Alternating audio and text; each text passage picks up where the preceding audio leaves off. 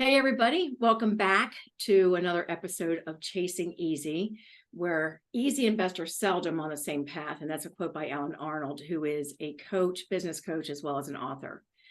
And life is easy. It's the choices that we make that are hard, which is a quote from my husband, Ron Leet. Listen in as everyday ordinary people, which I have on this podcast today, give us some stories about how they've overcome some hardships through authentic and unscripted conversation. So I hope that you will help me to welcome Charisse to the podcast. Thank you, Charisse, for coming and just your willingness to be able to share your story, which is pretty amazing, actually. Thank you. Thank you for having me. You're welcome. Can we start? Let's talk about how we met. I always like to do that. So how did we meet? We met on a trip to the Bahamas in the middle of the ocean. And here we are. Truly.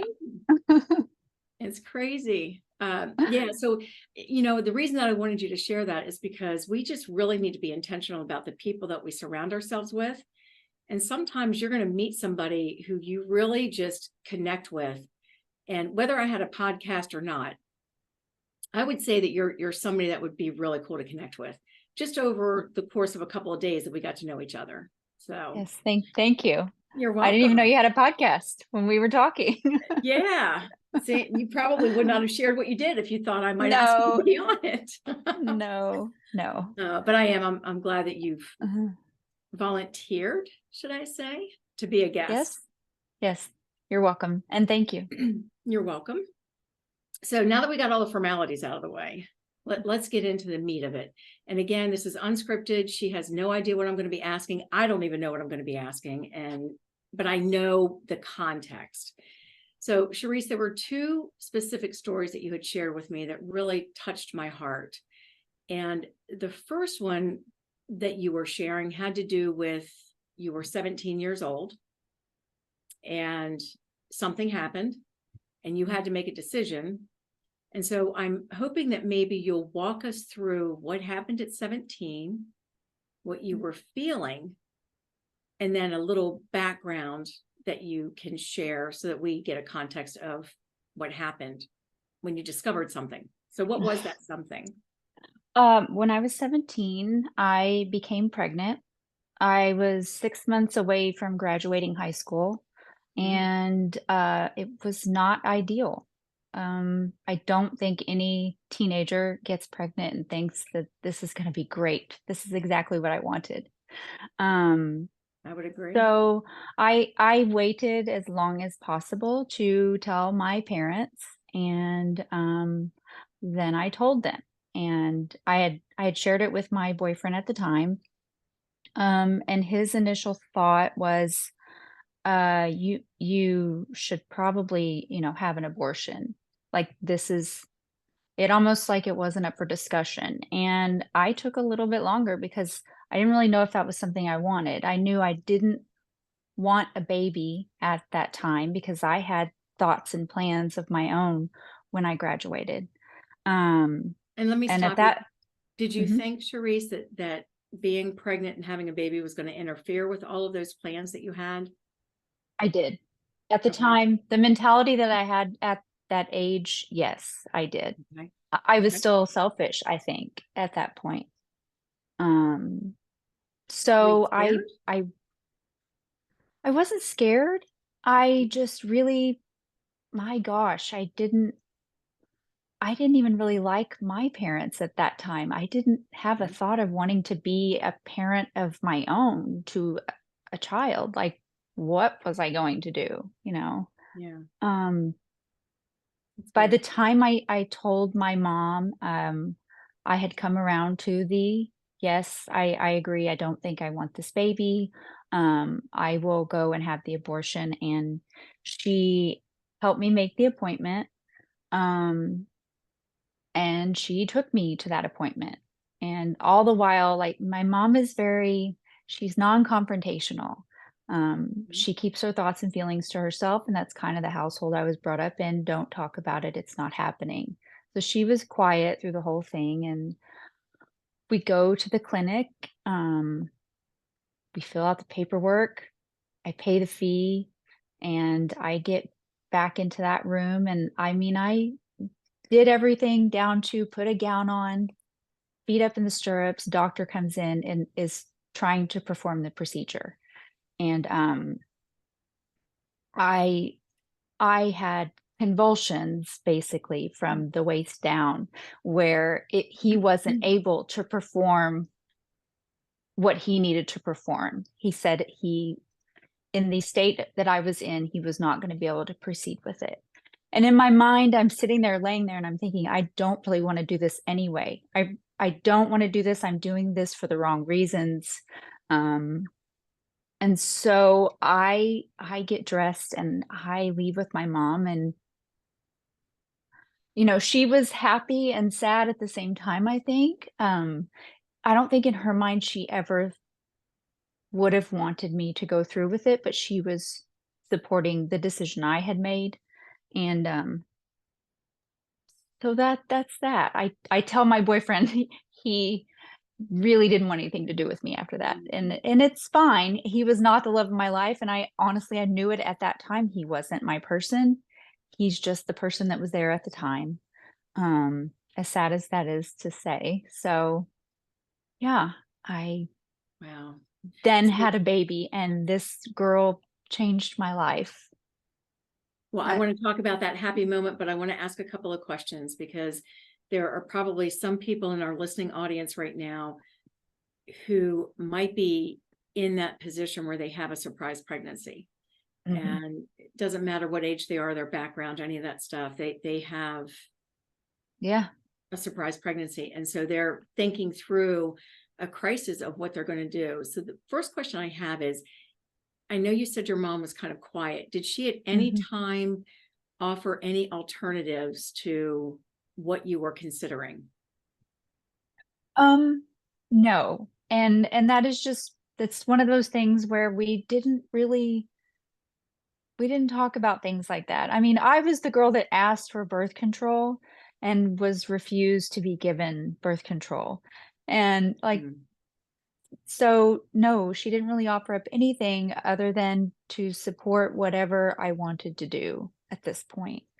Um, and then my dad was even less supportive. So And that's a what whole was your different your background? Was there something in your background that maybe helped you to make a decision? Like, how were you raised? um No, I mean, I was raised in this. My dad is the boss of the house. My mom succumbs to what he wants. He is my stepdad. He adopted me when I was 3, and one of those life decisions my mom did make and regrets to this day is not letting my real dad and his family be a part of my life when I was younger. Mm. Um, his family is a part of my life now. I've still never met him before, but I've met his family. Um, but she didn't let them in because my stepdad refused to let them in. So he was the boss. We went to school, we made good grades, we came home, we had chores. At the time I had a job, so I also worked after school and, not very many sports or anything. I worked and came home. Did what Okay. I was told for the most part. I tried to stay out of trouble because I didn't want the hand of my dad to come down on me if I did something out of line. So this was this was difficult. I was grounded when he found out I was pregnant because Mm. I don't even know how that does anything, but yeah, so I mean Just that's exercising authority. a stern yeah, that's exactly what it was my whole life. So, True. uh, And then as far as like faith, I mean, was there anything to do with faith in any of it that had any significance or a um bearing on the decision? No, for me personally, yes, I was raised in this Catholic household, sort of. I went to Catholic school when I was first and second grade, and then my dad decided to pull me out because him and my mom felt that I should join public school. He wasn't really, when I say raised Catholic, we went to Easter, we went to Christmas, we went to masses. We didn't go to regular weekly mass. Okay. It was never that big, but for his family, it really was. Like, you went to church every week, and Mm. you were a practicing Catholic. He was not a practicing Catholic. So we didn't really have anything like that. And I don't know that that even fits into my life today. I'm a true believer in everything happens for a reason, and that you just don't know what that reason is until it presents itself. Mhm. Okay. Well, I would say, I mean, it's sort of a joke in the Christian circles that Mm. maybe you're a CEO, which is Christmas and Easter only. You know, Truly, you're that's actually how I was raised. yeah. First time Yeah. I've heard that term, like a CEO, and then they told me, I Oh, said, "Yeah, that makes absolute sense." I've never heard it, but that Yeah, makes so much sense. yeah. Yeah. So let's fast forward then. You kind of alluded to you've got a daughter, um, Mhm. that you weren't really scared, but I want to go back to the table. I don't want you to live there because I don't want you to relive that. But you said that you knew that this wasn't something that you wanted to follow through with. Yeah, I didn't. But I didn't want to upset my boyfriend at the time. Like, Mm. sometimes I feel like I still live, or I used to, up until I was about 30. I think I lived for other people, and I made decisions for other people, and I always put myself last. Oh, I'm so sorry. So, Hmm. yeah. There's somebody that you're speaking to right now, probably a whole bunch of somebodies that you're speaking to right now, because people pleasers do exactly that. They want to Yeah. please everybody else and they put themselves last, and it doesn't usually work out long term. No. Um, we are broken. We're beautifully broken, but to be able to recognize that and to know that that's not what I want anymore in my life, it Yeah. takes a lot to change from being a people pleaser to actually loving people, but in the way that you love them, not based on what somebody else's schedule is or expectation is of you. And Yeah. that's hard. Yeah. But Yeah. that also comes from how you were raised. I'm sorry you're upset. Oh, no, no, I'm not. It's just It's deep. it always brings up emotions, and I am a very emotional person. Yeah. And these kind of subjects are just something that does that, and it's not in a bad way. Um, I have no issues with any of the decisions I did make. I wish I hadn't ever gone as far as I did with trying to have the abortion. Um, but I can't undo what has been done. I can just, I can share my story. I've told my daughter. My daughter knows the story, and she's grateful for that. She considers Mhm. herself a cat, that she's got 9 lives, and that was just one of them. So, Well, I think it's interesting, and I'm not here to sway you one way or the other on faith or your beliefs. That's not my role. But you knew in your heart that you didn't want to do that. And as you're laying on the table and the doctor is ready to perform, and first of all, I don't want to ever give kudos to abortionists, but for him to say he's not going to strap you down, which is what they do today, so that you're still long enough so that he doesn't perforate anything internally, for him to say, I can't do it in your condition, it is Mhm. kudos to him. But for your body to respond the way it did to protect your daughter, Mhm. who could not protect herself, Yep. that's divine intervention, my friend. It really is. There's, It's from above. It is a greater power than myself. yes. I don't have to put a name to it. I just know that it's a greater power that existed in that very moment for a purpose. Mhm. Yeah. So you have a blessing now Uh, through that I do. almost tragedy. And now you Yeah. have an incredible, excuse me, testimony to share. Oh, So now you're going to have the baby. Um, tell me what you're thinking now, because before it was like, I'm going to give up all these things that I want to do. I can't raise a Oh, kid. And so it was easy, wasn't it? oh, no. I'm Gosh. kidding.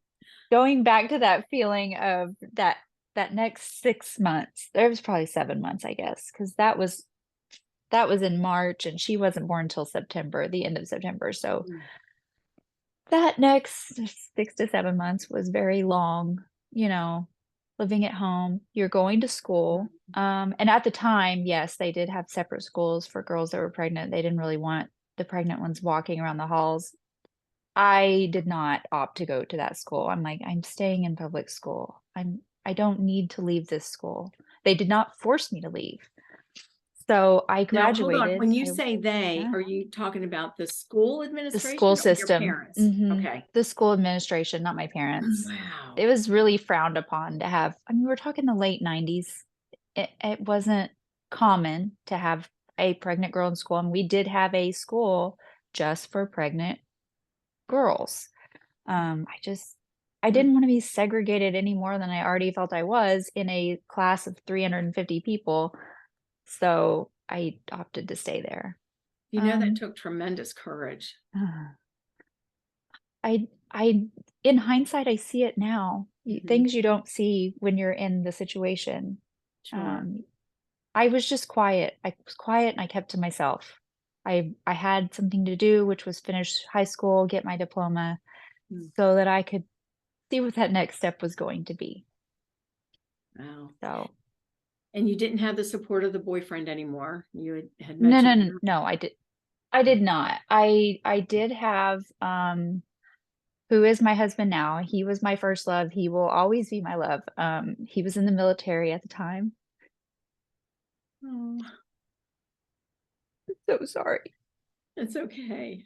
Um, and he knew what had happened, but he was my support system. And you have to remember also in the late 90s, it was phone cards to use to call long distance because he lived in Florida at the time. And it was crazy. We have, letter writing and all Mm. that kind of stuff. So we have memories that kids these days don't have. So Yeah. he was my support system.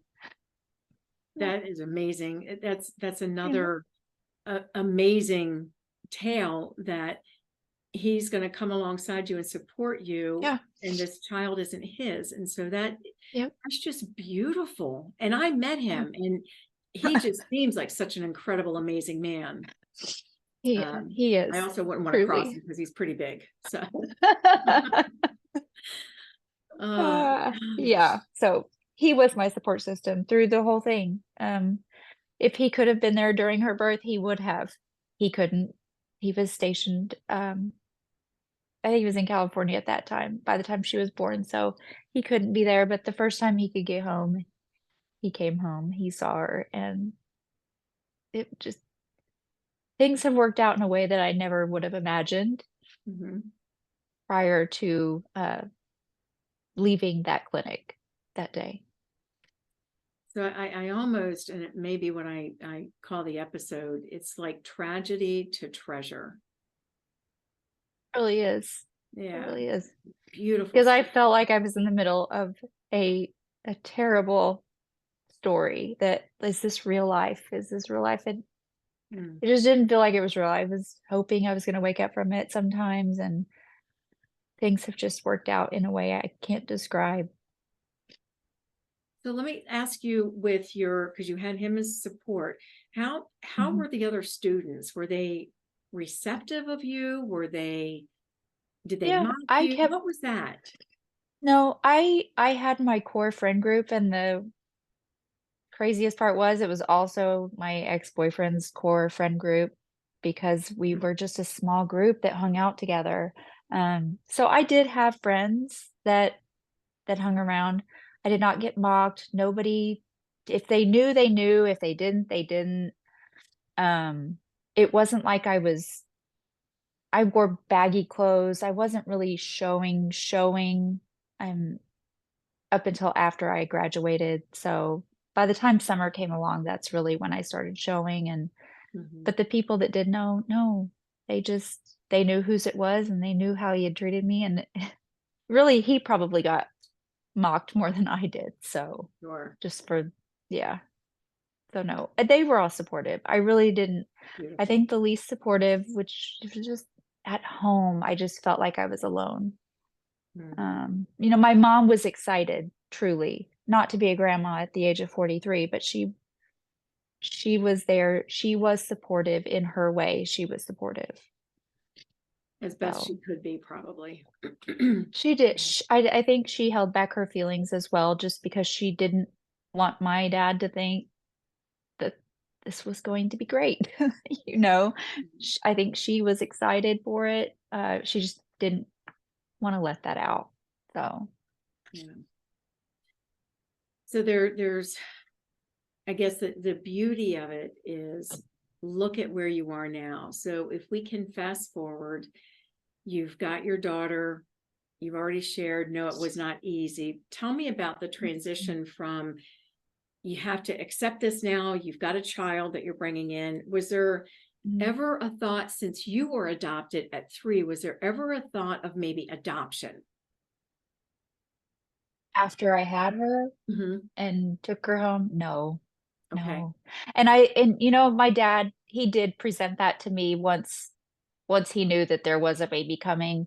He Hmm. really, really did try to push adoption on me. He's just like, you're not ready for this. You don't need this in your life. This is, you know, give this child something better. And I'm sorry, but after I had her, there was just something that went off inside of me that was like, I went from selfish to selfless overnight.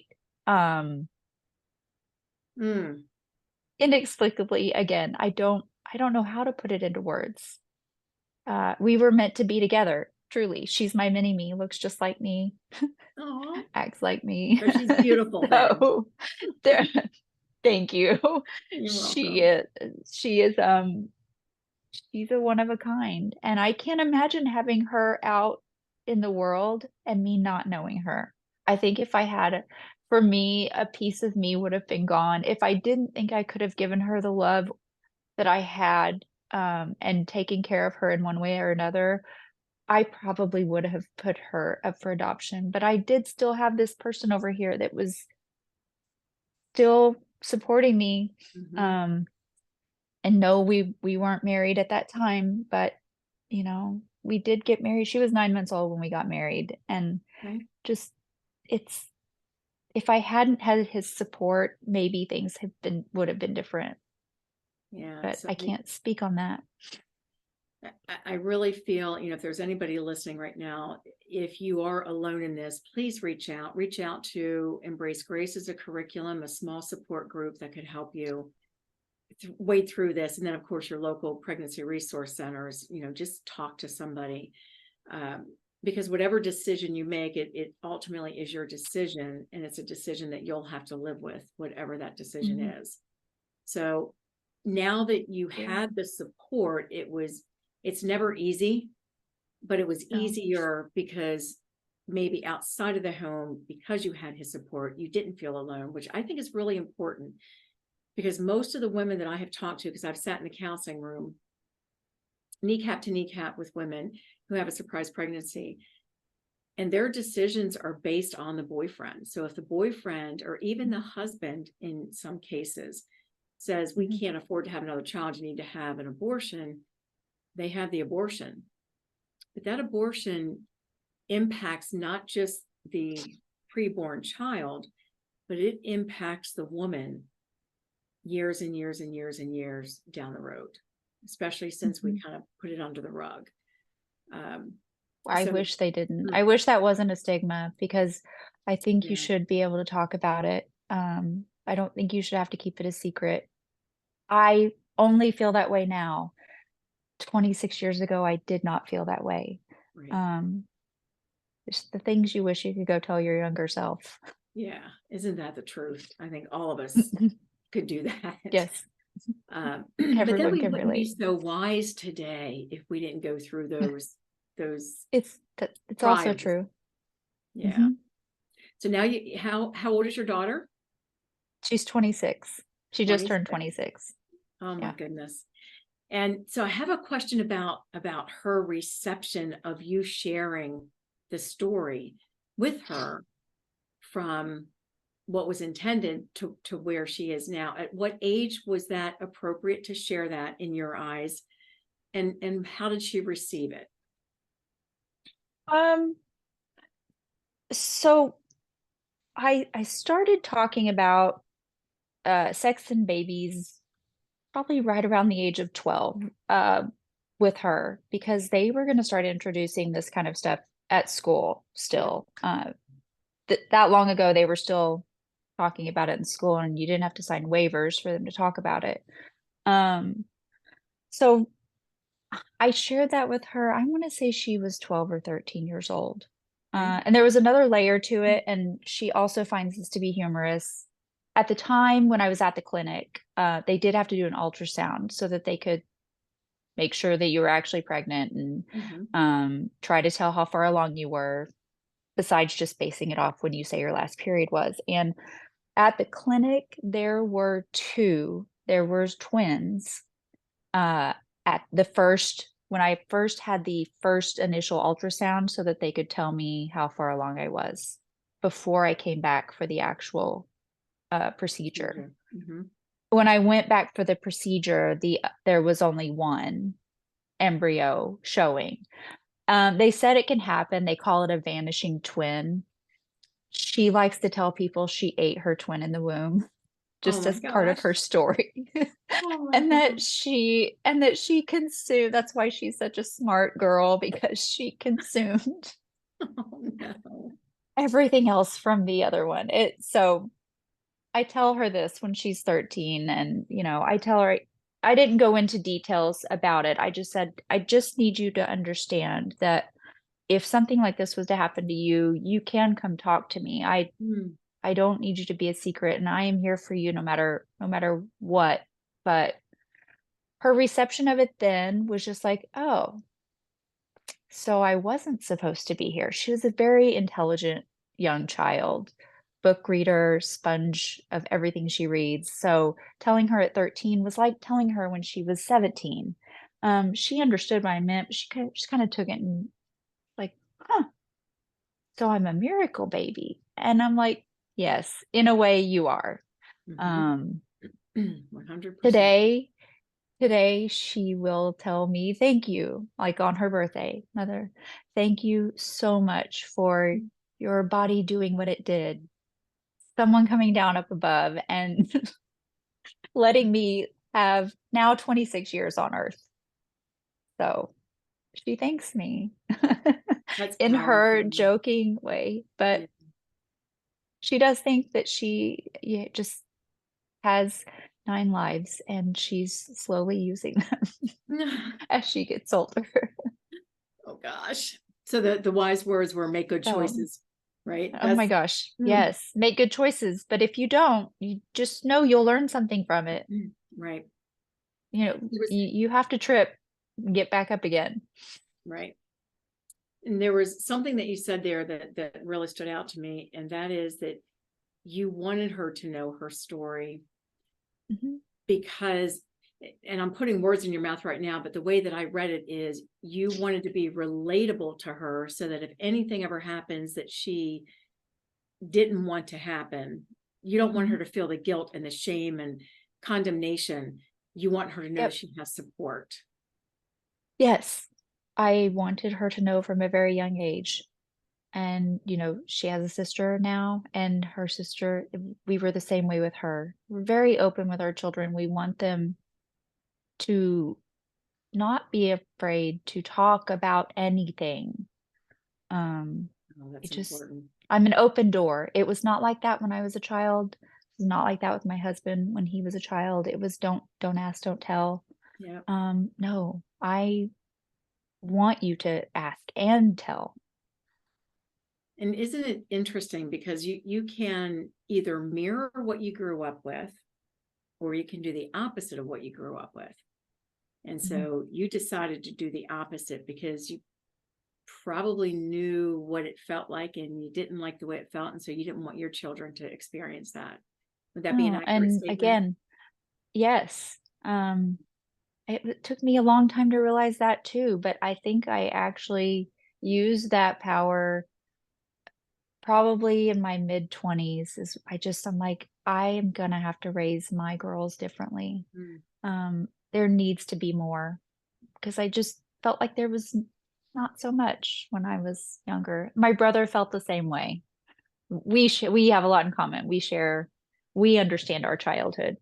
Yeah. Our parents see it differently, but we understand what we went through as children and what we didn't want when we got older.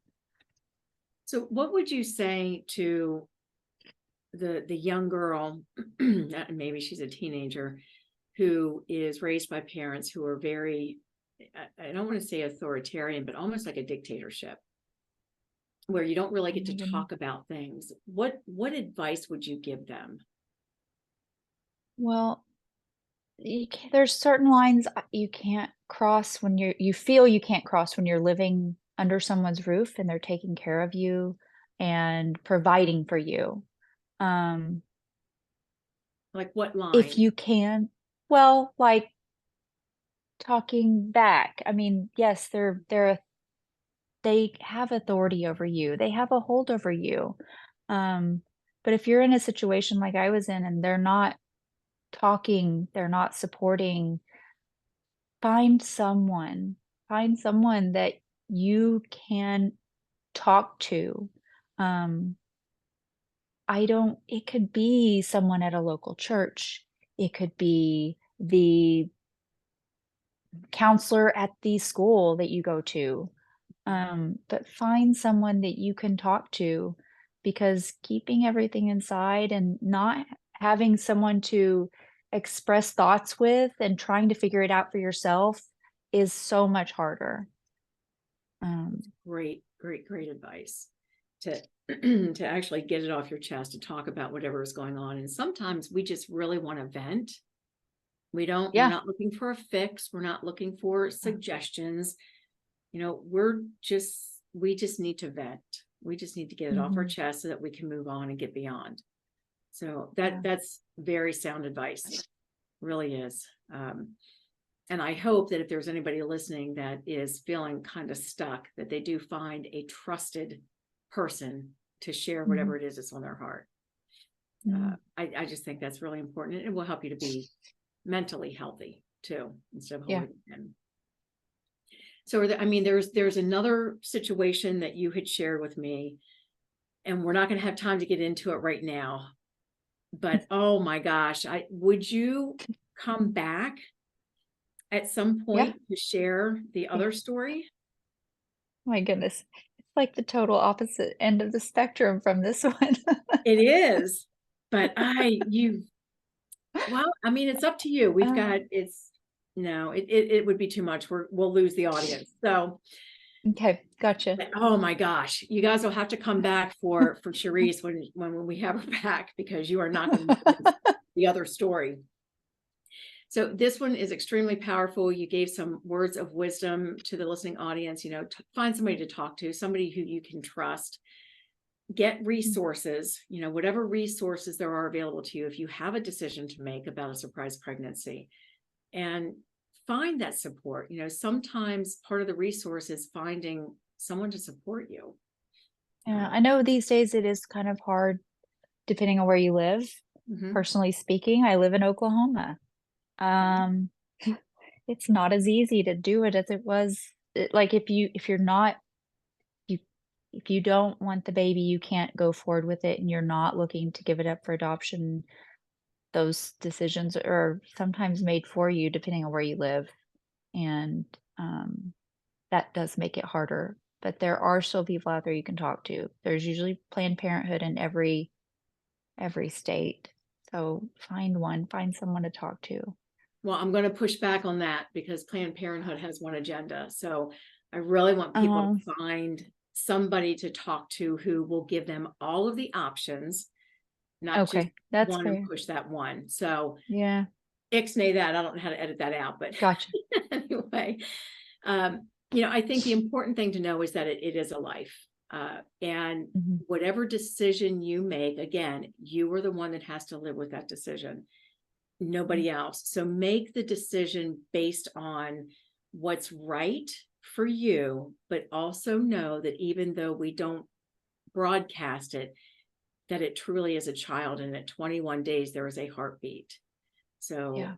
there are many stories, and we won't get into it here, about things that have gone wrong and deaths that have occurred. So I'm not going to Yeah. make this about gore, but your story, because it was so powerful and so beautiful, and the way that you were protected and the way your daughter was protected, just the whole flow of it, and how she knows and she makes a joke about it, and that poor twin, and it just is really, it's amazing. And I appreciate so much that you were willing to share that, because there are some hard details in there.